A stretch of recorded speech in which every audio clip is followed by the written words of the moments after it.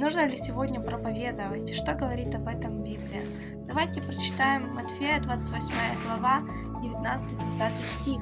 Итак, идите, научите все народы, крестя их во имя Отца и Сына и Святого Духа, уча их соблюдать все, что я повелел вам, и сея с вами во все дни до скончания века. Аминь. Сам Господь Иисус Христос говорит о том, чтобы мы и шли и проповедовали людям, чтобы мы учили их тому, чему научил нас Господь через людей Божьих, потому что воля Божья, чтобы наши души были спасены, чтобы мы учили людей истине, чтобы мы их каяли и крестили.